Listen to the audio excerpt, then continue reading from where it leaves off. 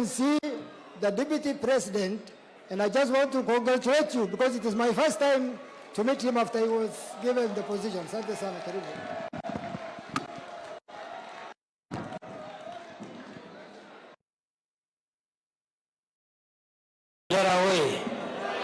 Assalamu alaikum. Mheshimiwa Rais wa Jamhuri ya Kenya na Amiri Jeshi wa vikosi vya ulinzi, viongozi wote ambao wamefika leo. Mimi niko na mambo mawili. Ya kwanza, Mheshimiwa Rais, ni kukupongeza kwa kazi ambayo unaendelea kufanya ya kuhakikisha maendeleo imefika katika kila sehemu ya taifa letu la Kenya. Mimi nimekuwa hii Mandera safari kama 3-4 wakati umenituma hapa nikiwa waziri wako wa usalama. Nimekuwa hapa Mandera town, nimekuwa Takaba, nimekuwa Kotulo, nimekuwa Elwak, nimekuwa katika sehemu nyingi. Na kwa hivyo Mheshimiwa Rais,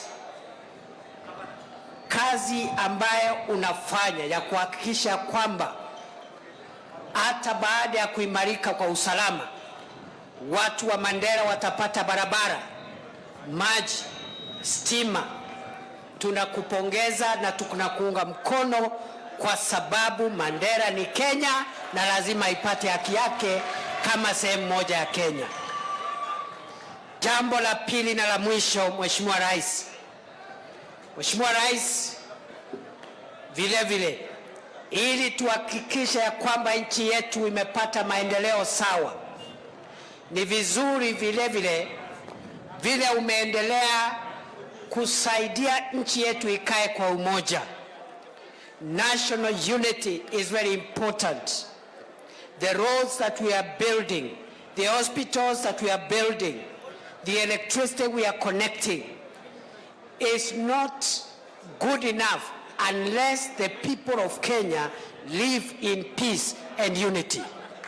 Kwa hivyo Mheshimiwa Rais, mimi na wale wengine ambao umepatia kazi ya kukusaidia kuendesha masuala ya serikali ya Kenya, tutakuunga mkono uendelee kuunganisha Kenya yetu kutoka Lungalunga mpaka Mandera, kutoka Busia mpaka Kiunga, kutoka Moyale mpaka Namanga. Kenya yetu ikae na umoja, pasipo ukabila, pasipo misingi ya dini, and we will stand for one Kenya.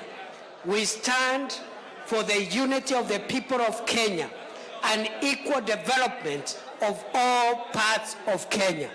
Mandera, tumesikizana? Rais aendelee kuunganisha Kenya ili Kenya iwe na umoja na maendeleo ipatikane kila mahali. Mheshimiwa Rais, that is the clarion call, your clarion call, and we are solidly behind you. Naona wale maafisa wote wa serikali wamekuwa introduced na Waziri Duale, na ule ambaye aliwachwa ni PS ambaye ako hapa wa afya, Mary Mudhoni, apigiwe makofi.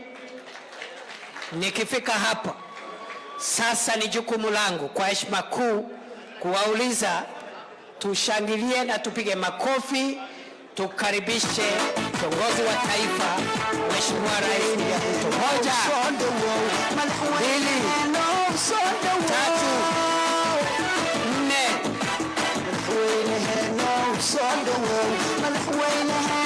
4.